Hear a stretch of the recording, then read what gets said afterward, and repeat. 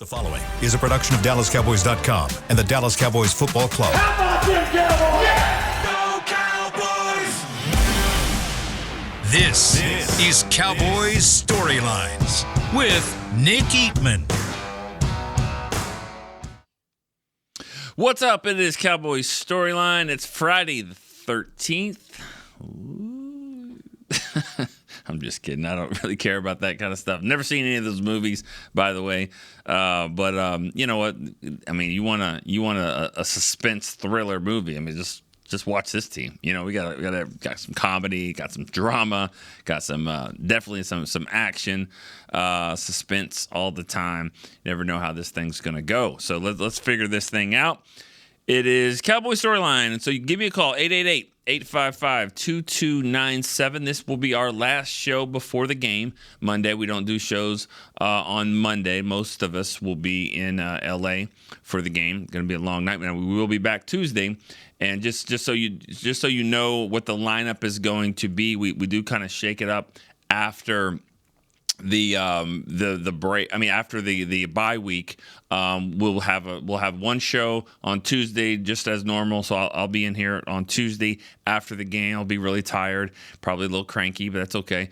And then on Wednesday, we actually will have a mix show. All the shows will be mixed around. The host will stay the same. Everybody else will be a little bit different. On this show, I will be here. Nate Newton will be joining us here. He's asked me once or twice or 44 times to be on the show. So we're going to do that on Wednesday and then also on the following Monday after the bye week. So my mix-up show will be Nate Newton. We'll take calls with him. Should be a lot of fun. All right, let's get right to the calls. Let's go get after it here today. All right, first caller will be Gary in New Mexico. Gary, what's up? Hey, Nick, how you doing? I'm good. How are you? I'm in a lot better frame of mind than I was the other day. Yeah. It's early in the season. So, in memory of the late, great Walt Garrison, my dad's favorite player, okay, and my second favorite number 32. Skandrick? I'm on my second favorite number 32. Was Skandrick one?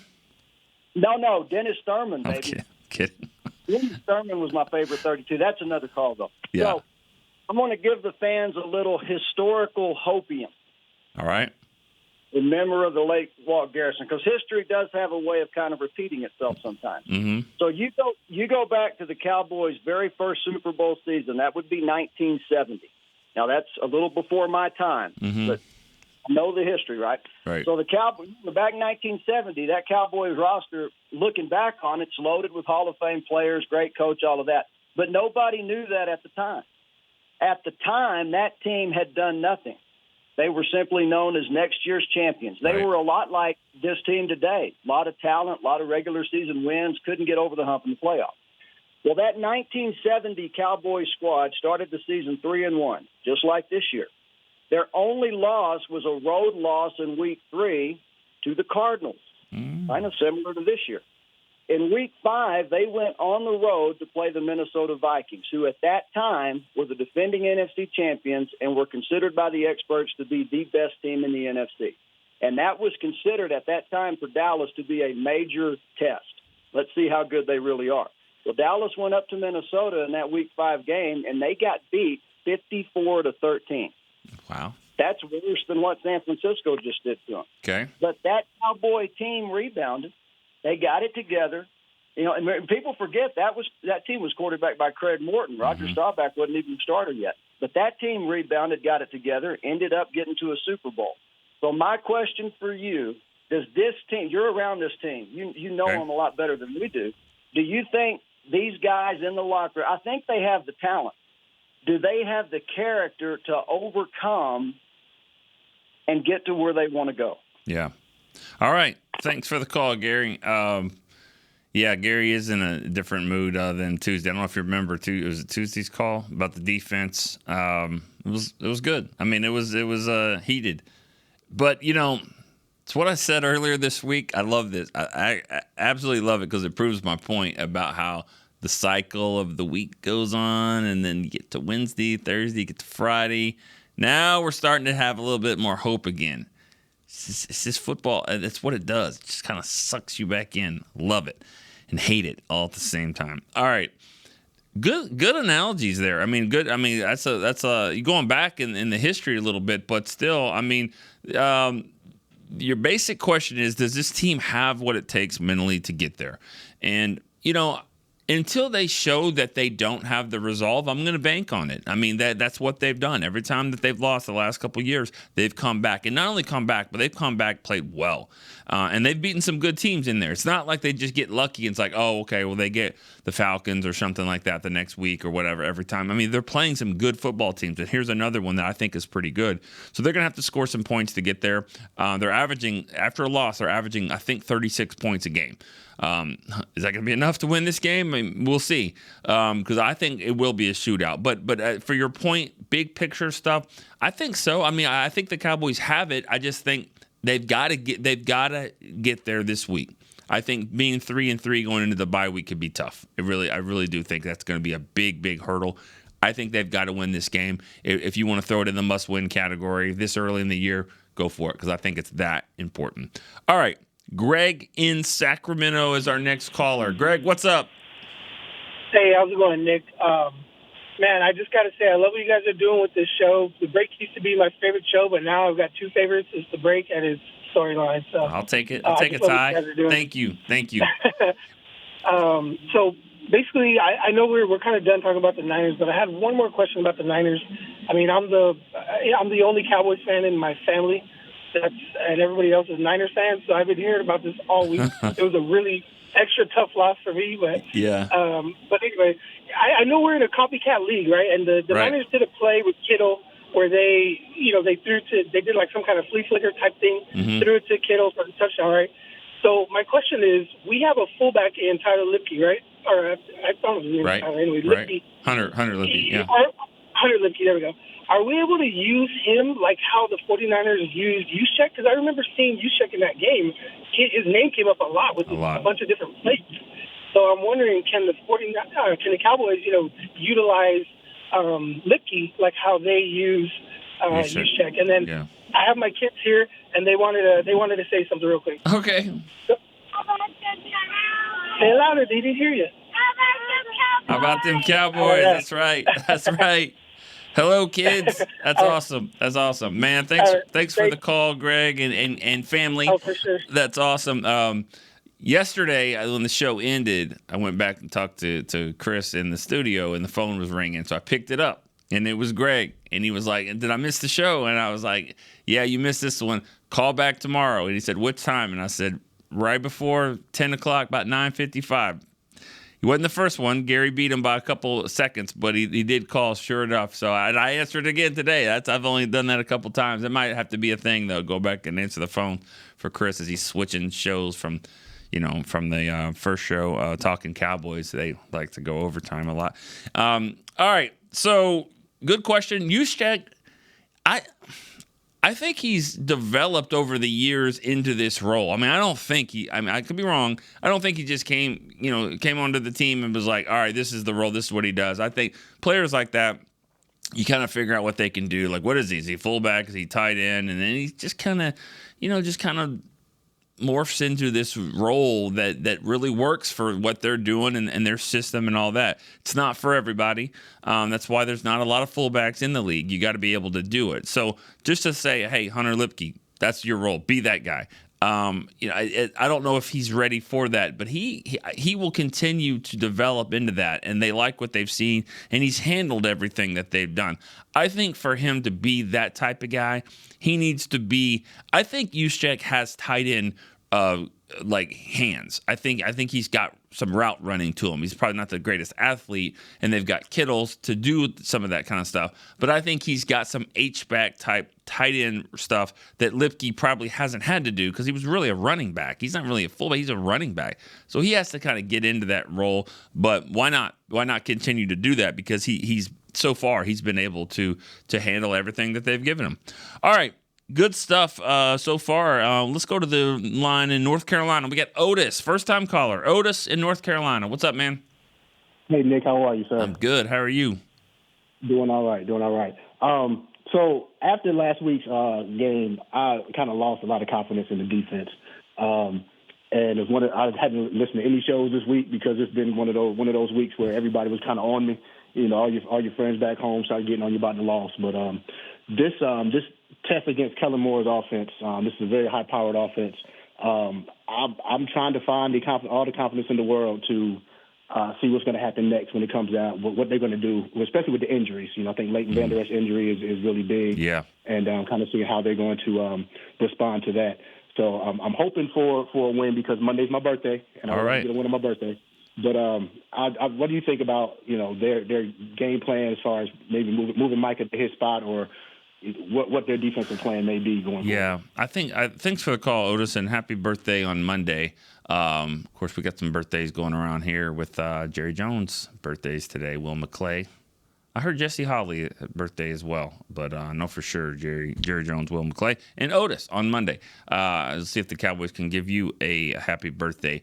The defense, you know, rightfully so. I mean, the confidence of the defense is changed a lot. I mean, think about it. I mean, where we were 5 weeks ago, 0 points against the Giants, 10 points against the Jets, and then Arizona just kind of stunned them, and they came back with 3 against New England, and then a 42. So what is this? What is this team? It's hard to figure that out. And so now you're going up against an offensive coordinator that's he wants this one. I mean, he's had 2 weeks to sit here and dial things up, and he's gone up against them in practice. He knows how to attack them. Does he have the weapons to do it? Does he have the quarterback to do it? You know, I know Herbert's having a good season so far. We're going to find out about Justin Herbert. You know, I'll be honest. I've never really looked at him and been like, dang, that guy. You know, I mean, I know that he's drafted high and he's got the build and the arm and all that stuff. But he's got some Kirk Cousins in it to me, as far as like you see the stats and all that. But at the end of the day, I mean, does he have what it takes to get them over the hump? So we'll see. You know, we'll see if Kellen can help him mature as a quarterback. I mean, he helped Dak obviously, and I think that he can do the same. Micah is going to have to play. I think Micah will play different positions in this game. There's a lot of talk about that. He is going to rush the passer. He still has to rush the passer, but I think he has to do that and get there from different spots on the field. Some at linebacker. This might be like the last time they played the Chargers up there in week 2. You know, he did some linebacker stuff. He also rushed the passer for the first time. So it might be a game like that where we see a little bit more linebacker and rushing the passer. All right, let's go to Rebecca in Minnesota. First-time caller, Rebecca. Hello. Are you there? I'm here. How's it going? It's going. How are you? I'm good. Welcome to Cowboys Storyline. Yeah, thanks for taking my call. Enjoy the new show. I'm wondering primarily, I'm worried about all these injuries. I'm just curious if you think that they might be looking ahead. Try that again. I don't think I heard you correctly. Say that one more time. I'm wondering if you think that they might try to do something before the trade deadline to maybe fill some of the holes with these injuries that are mounting up, specifically defense. What would you do? Really starting to get nervous. What would you do? Would I? Yeah, if you were GM, I mean, like, you don't have to say players or anything, but what do you think that they like? Oh, I'd love to have this spot a little bit better. What would you do if you had a chance to make a trade? Well, I mean, I feel like we're more injured on the defense. So I feel like I'm scared or more nervous about that position-wise, but I definitely think that our offense is what probably we need more skill position-wise. I don't, especially offensive linemen. I think maybe an additional running back. I feel like Pollard needs somebody else, tight end, maybe even a quarterback. We're going there. We're going there for a trade. Okay, they've already done that. They've already done that. No, with the trade. but I'm in all seriousness, though. Yeah. I was wondering if you think that there is something there that maybe just to help with these injuries that are mounting up. Because, like I said, I feel like they're kind of starting to get alarming there. I agree. Well, thanks so much for the call, Rebecca. You know, and trade deadline is always one where it's not so much about just getting another player in. I think it also helps the rest of the team to kind of say, like, we're going for this. You know, like in baseball, it's a really big deal, like at the trade deadline, to decide which way are you going. Are you adding and trying to go for this? Or are you gonna trade, some of your top players for young guys and build for the future? I mean, which way are you headed here? And it's not so much that way in the NFL because everybody, it's a long season still, and you still have a lot of football to go. But I do think it gives everybody a boost to know, hey, we're trying to do something here. We're going to try to make a play, add a guy. And not all positions you can just add in midseason and they just plug right in and play. I think on defense you could do that a little bit more because there's more rotating there. Maybe receiver, maybe running back. If the right running back situation came on, I mean, I have no problems with Rico Dowdle, but I think that you need a different back to maybe help with Pollard. So if something like that came along, I think I'd be interested. Tight end, I just don't see that happening. They got young guys. They want to develop them. I don't see a situation you would just grab a tight end that could come right in and help, and then he jumps all the other guys that you have. That one's probably going to have to be what it is. But, trade for depth on the lines and both lines, I could see that. But as for difference makers, maybe a running back. But it's a great question and good thinking there. All right, let's go to Chris in Charlotte, North Carolina. Chris, what's up? Hey, man, how you doing? Good. How are you? I'm doing good, man. Glad I got through. First time caller. I'm an avid Cowboys fan. I try to listen to all the shows as much as I can while I'm at work. Nice. But I just want to say, man, since the San Francisco game, man, I've been disappointed in a lot of Cowboys fans and a lot of so-called Cowboys fans. I'll say it like that because it seems like once we took the L to San Francisco, everybody's, jumping on this, Dak's bad, it's trying to make all these drastic changes. I'm like, look, we're only week 5 in the season.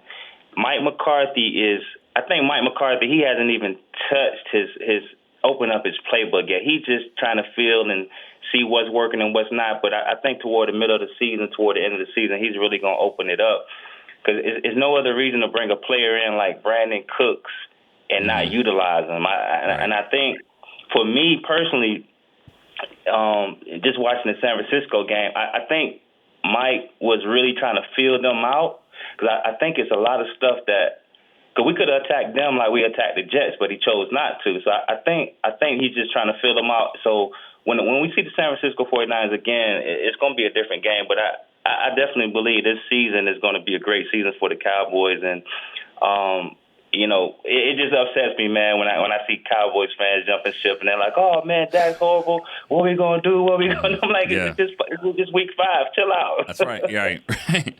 Well, thanks for the call, Chris. I appreciate that. And if he's gonna open up the playbook, I mean, let's go. I mean, let's get it open. I mean, this is a good time for it. I mean, like I said before, I think this is a huge game, and just like Kellen Moore wants to score a lot of points, he's got something to prove. You don't think Mike McCarthy does too? Like that's the matchup. I mean, that's the matchup here of these play callers, and it's going to be interesting to see how it goes. That's why I just think there's going to be a lot of points scored in this game. Watch it be 10-7 going into the fourth quarter. But no, I have a feeling that there's going to be a lot of things happening here. And you're right, it's a long season. It's absolutely long season. But I think that the Cowboys, from their own confidence standpoint, they need to figure this out. They need to figure out their offense. They've scored 9 touchdowns on offense this year, 5 games, 9 touchdowns. Did Miami get 10 in a game? I think they got to 70. I don't know if it was all offense, but I'm just saying. And Miami's, it's hard to, you can't compare with them right now. But 9 touchdowns in 5 and 3 in the first game, and then just 6 in the last 4. So you see some of the 30-point games, you see field goals, you see some other things, but they're not scoring a lot of touchdowns. Won a game a couple of times this year in these losses. So that's big, and they got to be able to figure that out. And I think if they do, that helps the defense, helps the special teams, helps a little bit of everyone. All right, Ronnie in New Jersey is our next caller. Ronnie, what's up? Hey, good morning, Nick. Good morning. How are you? Not too bad, thanks. Nick, I got a couple of questions. So the coaching staff, right? They supposedly do self-scouting after every game or whatever time it is that they do. So what's taking this coaching staff so long to do the self-scouting, to figure out that the scheme is just not matching up with the receivers. I mean, can we scheme the receivers open and the leaders on this team? Who are they? Because that beatdown we got with Arizona and with San Francisco, if there's true leaders on this team, that wouldn't happen. It didn't happen in the 90s. It's happening now. You don't think that they never got blown out in the 90s?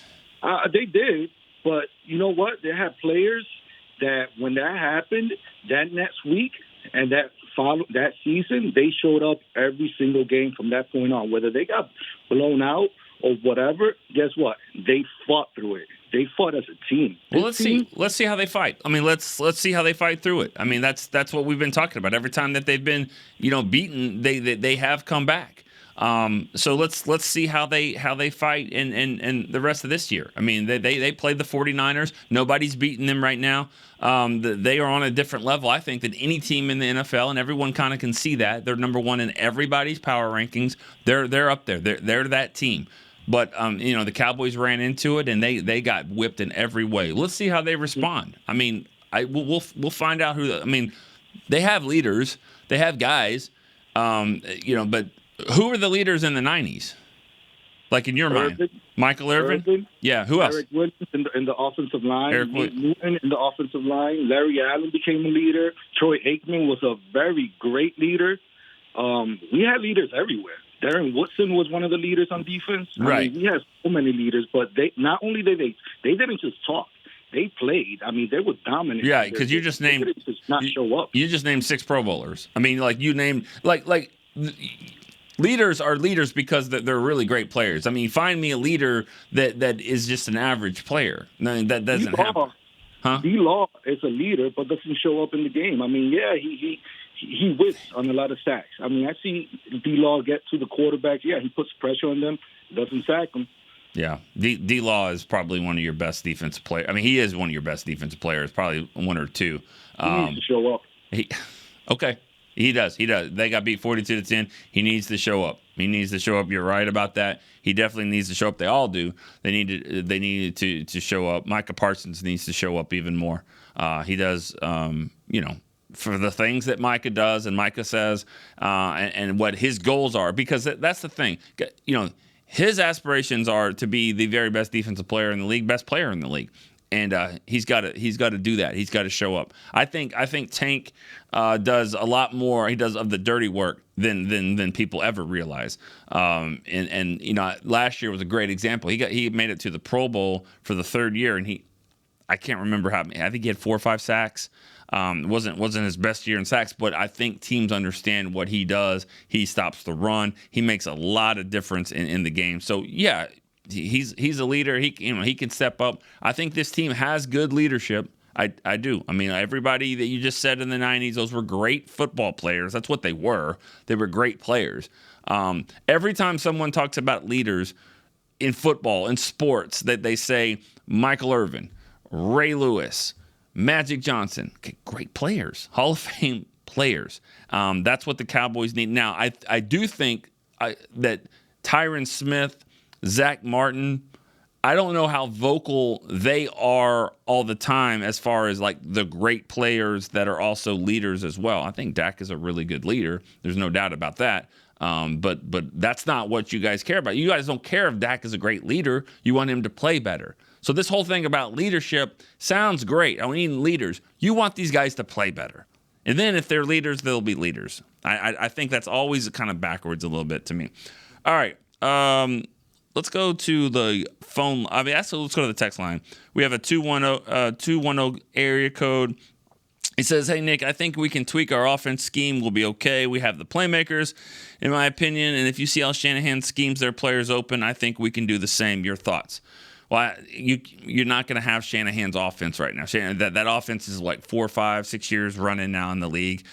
This isn't going to happen like that here with the Cowboys. Yes, you can scheme players open, but the difference is a lot of times with Dak, we've seen he takes what's there. That's why you see a lot of tight ends, catching the ball a lot, is that it's been designed with him to trust the reads and go through them and find. That's why you don't see a ton of guys catching a lot of passes. Now, last year CD had a big year catches, but and they did make an effort at times, but I think they're going to have to make a philosophical change in the offense to say, we're going here with the ball. We're going here. Scheme them open, and we're going here, as opposed to, we'll see what's there, and then we'll take what's there. So, that's always the rub with these receivers in this offense. You want to have an offense where you have 5 or 6 weapons. Hey, can't cover everyone. Pick your poison. Boom, boom, boom. We'll throw it. Or do you have one that you're like, I'm throwing it to this guy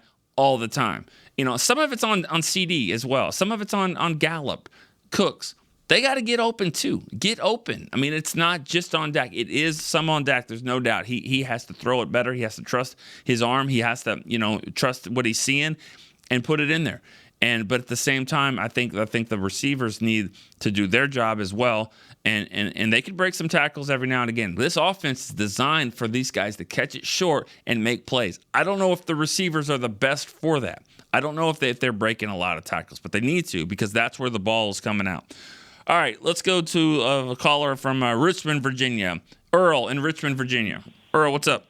Good morning, Nick. This is my second time calling. I love your show, man. Thanks, Earl. Yes, indeed. I want to piggyback on what a caller Chris was saying about Cowboy fans going crazy. And only the 5th week, going into the 6th week, they will show up and show out on Monday night. This is only like the second time since 2021 that the 5 on the offensive line have been together, and they're going to do the job, get that running game going, and the defense will show up. And another thing that the Cowboy fans are looking at, San Diego was not the San Francisco 49ers. Yeah, by a long shot. They're not even San Diego, to be honest with you. But I do it too, so don't worry about it. The Los Angeles Chargers, I forget. I do it too, and it's shocking to me because I never really cared about them that much to even call them. Like Washington, I don't call them that, the other team. I mean, I call them Washington now. I catch myself. Right. That's a team we've for years, but for some reason I just can't shake it with the Chargers. But yeah, right. Me either.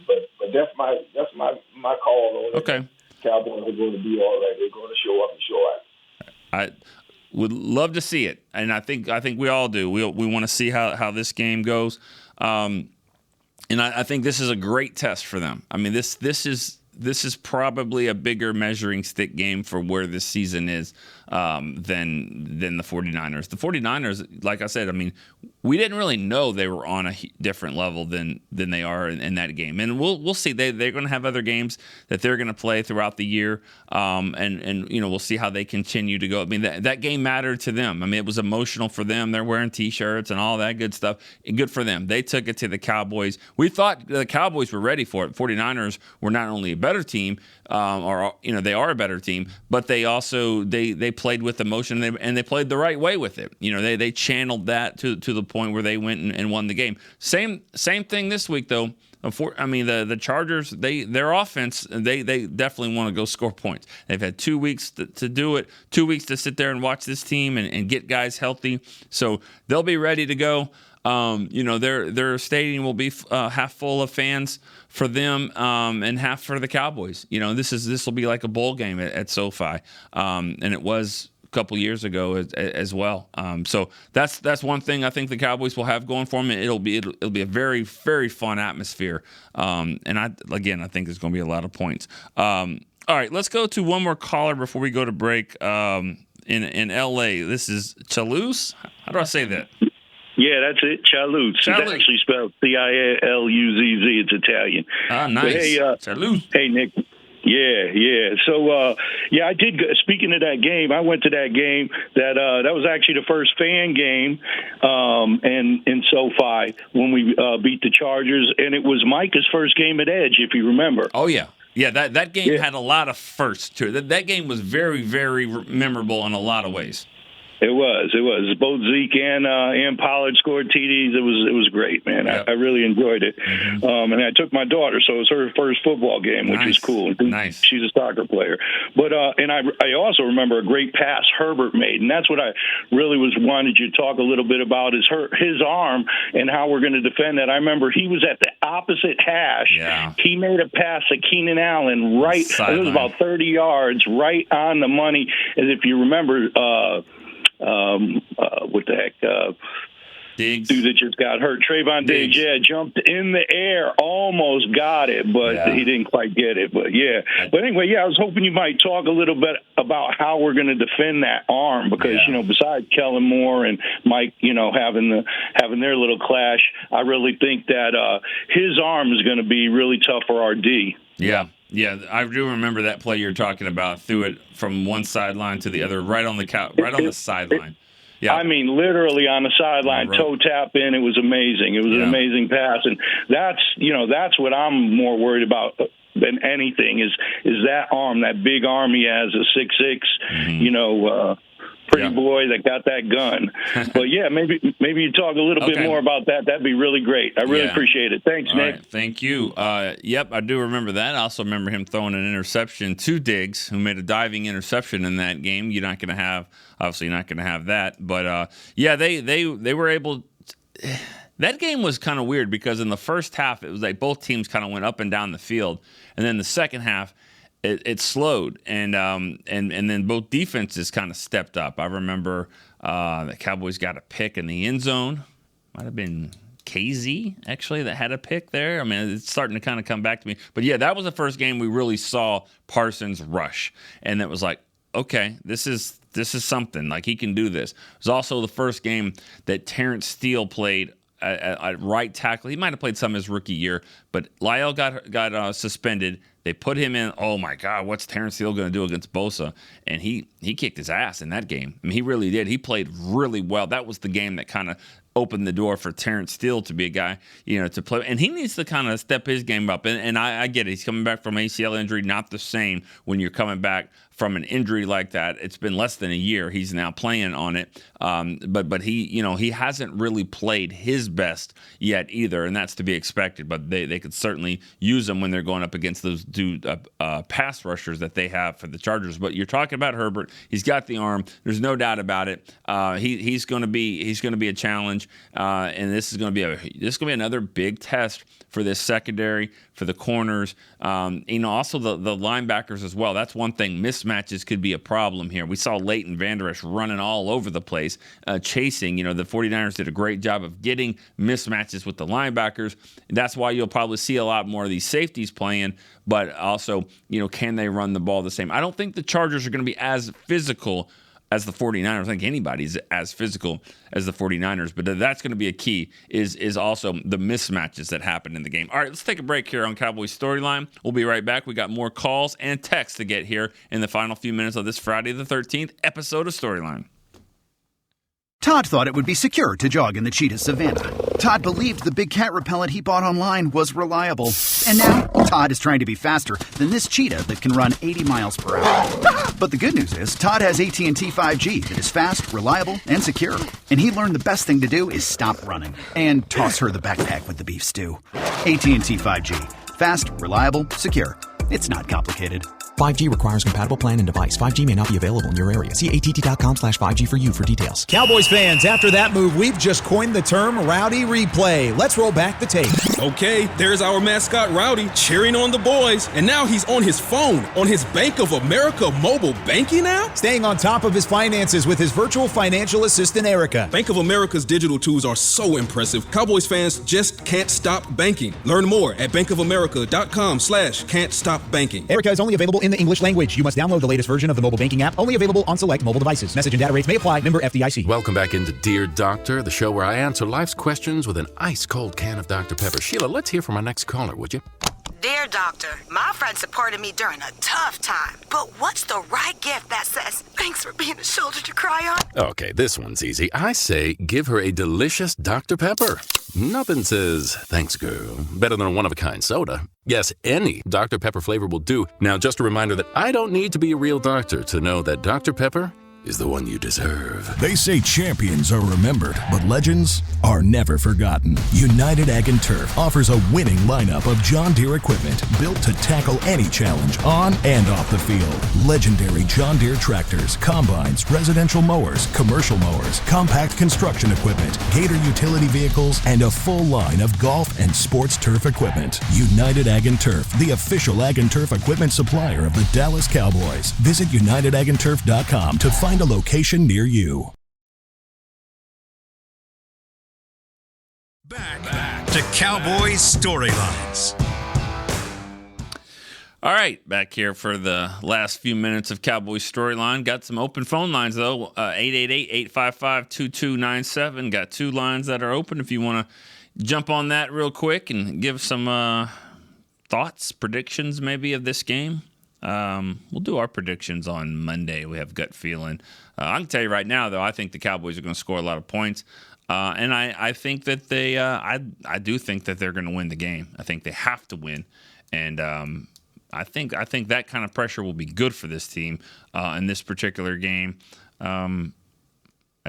They're the Chargers. I'm sorry. I mean, they're still the Chargers to me. I don't care whether San Diego or LA or whatever. They're the Chargers. And so, yes, they have beaten the Cowboys and they have been good and all this kind of stuff, but they're the Chargers. All right. Let's go to one of the questions from where I lost it here. Okay, Kevin in Ashland, Virginia. He says, "Hey Nick, great show. Thank you. Question: What is Turpin's status? Will he be good to go? If not, who is taking the role of returning the Rock?" He's predicting Cowboys win 31-24. I talked to Turpin yesterday in the locker room. He said today's a big day for him. This is, remember, like a Thursday for them. It's Friday, but it's a Thursday practice schedule. And he said he's going to try to give it a go. He's going to, or at least, do some things, get some running, cutting, all that. He also said, this is my house. Like, this is SoFi. And don't forget, he had the punt return and the kickoff return for a touchdown. He's still the only guy I've ever known that's made the Pro Bowl because of a preseason game. But I firmly believe he made the Pro Bowl because of that game. Just put it out there and said, this is who I am. And I think he got some other nice returns during the season. I think they also kicked away from him at times. But I think because of that game, he had the NFL changing the NFL's like Instagram page, changed their page to do not kick to Cavante Turpin. That was there on their screen for Instagram on their homepage. So, I just think that Turpin, it's a big game for him if he can come back. Return wise, you'd see Deuce Vaughn, Rico Dowdle did some kick return. Deuce probably a punt return. That's the way I think they would do it. But let's see if he can play in this game. But that bye week that lingers, the Cowboys. I know that the Cowboys use it. You use that bye week to say, yeah, you could come back, but you take this off and the bye week. It's a long season. I have a feeling that's the way it's going to go, but we'll see how it goes. All right, let's go to another caller. We have the same caller? Is that what we have? Chalous again in L.A.? Nope, I'm missing it. He already called earlier. Okay. Craig. How about text lines? Sebastian in Savannah, Georgia. Sebastian, if you're not going to scheme around CD going forward, don't bother paying him. I refuse to believe they can scheme Puka Nakua open so often, but we can't get CD going. Well, I mean, that's, again, different offenses. I mean, McVay's been there for a while, too. They scheme Cooper Kupp open. They scheme this guy open. That's what they do. I get it. A lot of people want to compare to other teams they're better at what they do than what the Cowboys. The Cowboys aren't that. They're not. So that maybe goes to another question. But they are not at that point. They got to figure this out. They've got to figure out how to get these guys open. And there's no doubt you got to scheme it. But that, again, the philosophical change has to be made here. You can't just tell Dak, go through the reads, go through this and this, because that's not always the read. The read's the tight end, the read's the check down, the read's this guy over the middle or this. But if the read has to be CD, then that's what it's got to be. And that's what they have to work on. And that's why maybe the bye week, you would think they could get some things corrected from what it sounds like. I don't know if they're going to go that way. I think they're going to take more time off. Maybe have a couple maybe one practice, but I think this is going to be more of an off week for them. Maybe to get everybody healthy, clear the mind, and all that stuff. But man, it would be so much better for them to get a win and to go into that doing that. All right, Craig in El Paso. Is that our next call? Did I hear that? Craig in El Paso. Yes. Hey, Craig. Hi, Nick. How are you? Good. How are you? Good. I want to see if you agree with this observation. I know you watch college football as well, but I'm seeing Dak throwing like 5 and 10-yard passes all the time, and it's like a college quarterback that maybe is a running quarterback but can't throw, and they're afraid to have him throw deep downfield. And then I see the same thing with Zach Wilson earlier in the year and Mac Jones, that they don't really have confidence in him to let it loose, to cut it loose. And I'm kind of losing confidence in Dak myself. But do you see that in their play calling, and then just his results are spotty as well, that he really can't throw? And I was just wondering about your observation. Well, thanks for the call. I mean, he can throw. I mean, Dak can definitely throw. I think that this whole offseason was, hey, let's go through all the interceptions. Let's go through this. Let's try to figure out things that we can do to make this thing different for him. And that's part of this. I mean, that's he was throwing interceptions. A lot of it was over the middle of the field. Some of it was throwing it to guys and they weren't catching the ball and it was going up in the air. That wasn't every play. There were some that were just bad throws, bad reads. So this is a process of that, of like, okay, this year we're going to get better with that. And now it's like, okay, but you got to take something away, and what you're taking away is the aggressive throws as well. So you can't have it both ways. You can't have him being check down Charlie all the time, just throwing it here, and then like, well, why is he not aggressive? Well, that's not working. These guys that are throwing the ball to are not making the plays as well. So you have a couple things going on. You don't have the playmakers you thought you had that are just going to catch the ball 2 yards, go make 10, 15. You don't have that. You also don't have a quarterback that's going to make the throw that Brock Purdy makes. He doesn't make that throw. He doesn't. He doesn't make it. They don't try it as much. He can. I'm not saying he can't throw it over the middle, but what I'm saying is they don't do that with him a lot, to throw the ball in the middle of zones where you got a receiver, going on this level, underneath the safety, over the linebacker. They don't have. That's not his game. That's never been his game. We know this going in. So they are somewhat limited there. I just don't think that. And let's don't take the tight ends out of this too. I think we had a question about Schultz earlier. Did they miss Schultz? I think it's Scott from Central to Southern New Jersey. He's talking about, do they miss Schultz as a chains mover? I think so. I think they do. He's tried to throw the ball to the tight ends. I mean, Schoonmaker's got to show he can make a catch here. He's got to make plays. I mean, the ball's coming in. He's a big, strong guy, but he's got to show that he can catch the football as well and be somebody to rely on. Same with Ferguson. Now Hendershot's on IR. They're going to have Sean McEwen coming in.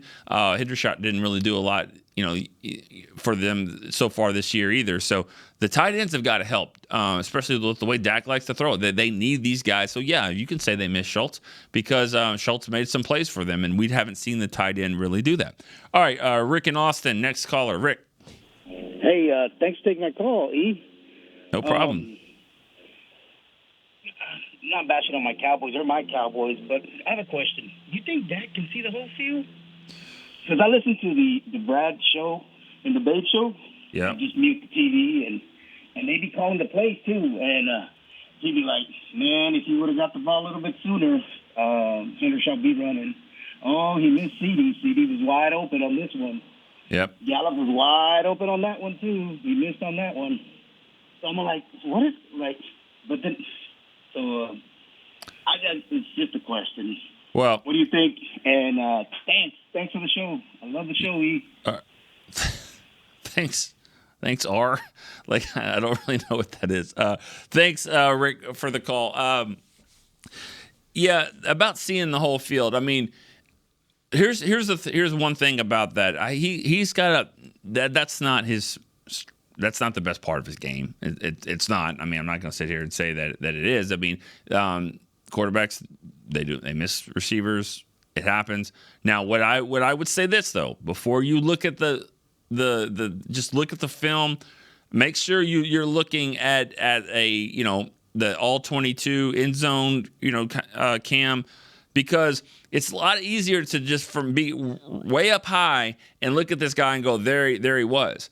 When you're not seeing the defensive tackle right here. So it's like, God, Dak missed this guy. Yeah. How could he have missed him? I can't believe he missed the guy. Well, that's because he's got two guys in his face. So make sure you can see what he sees. Now, if he just didn't, and it happens, he misses the guy, he misses it. And that's sometimes these predetermined plays. That's why it's so 50-50. It's, yes, you want them to have, scheme it up for this, and you also want them to go through the reads, but sometimes the reads aren't there.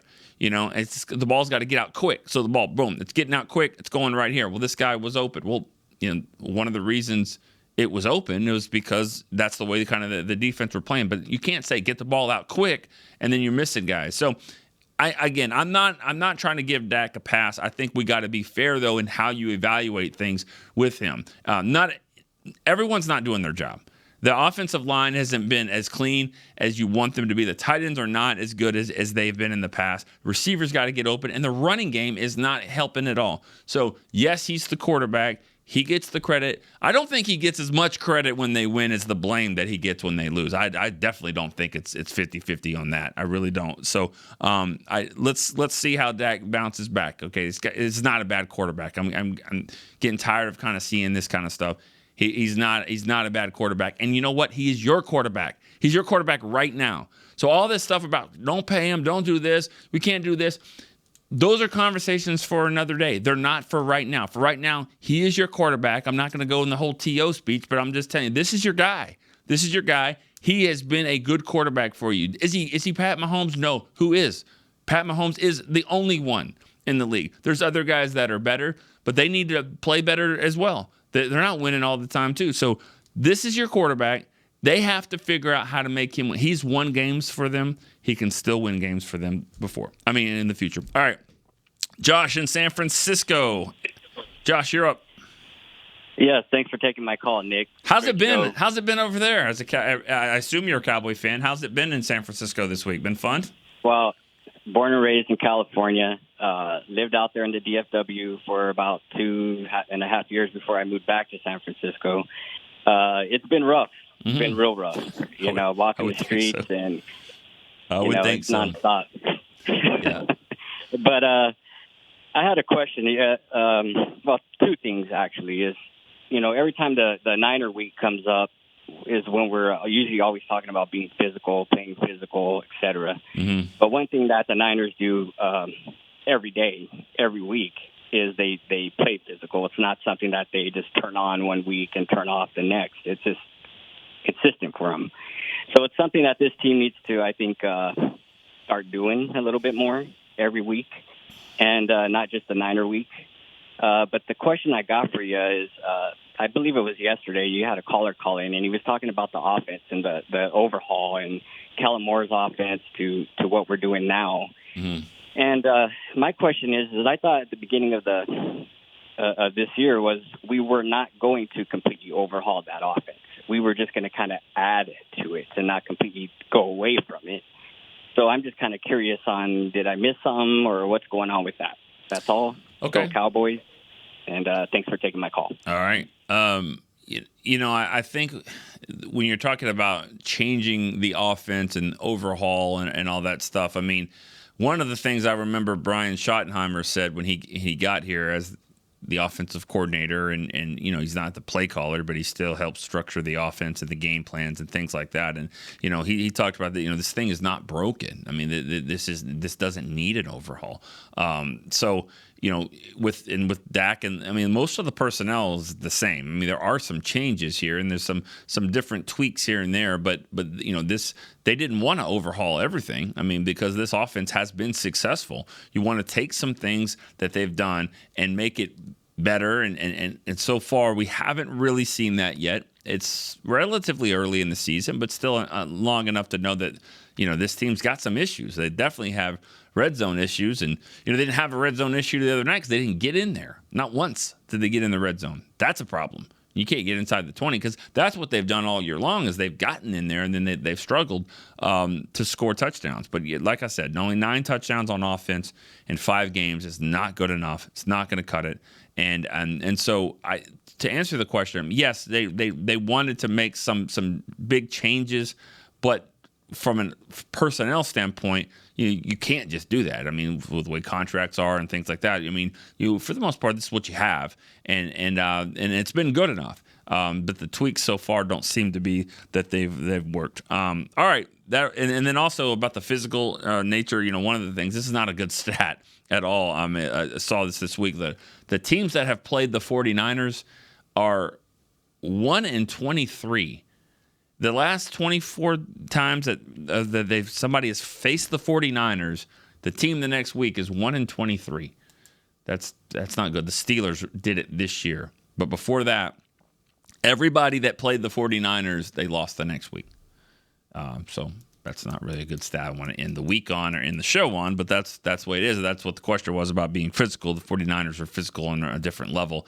I believe in things being ironic or coincidental, but not 24 times. I mean, there's something to that. So the Cowboys are going, hey, but it happened already this year. Pittsburgh did it. They lost early in the season, came back and won. The Cowboys got to prove that they can do that as well. All right, good show. Appreciate you guys calling. Good week of calls. You guys fought through it. I know this is a tough one. This game, like I said, can't get here soon enough. You don't want a Monday night game after a game like this, but maybe from what I just said, from a physical standpoint, the Cowboys need to be able to turn it around, get some of these guys healthy again, and get their minds right, get ready to go at SoFi Stadium. It's going to be a good one. It's definitely going to be a good one with the Chargers and the Cowboys. Kellen Moore calling plays, Mike McCarthy calling plays. Let's see if the Cowboys can have finally go to the West Coast and get a win here. They've done it in Arizona. Didn't work out so much.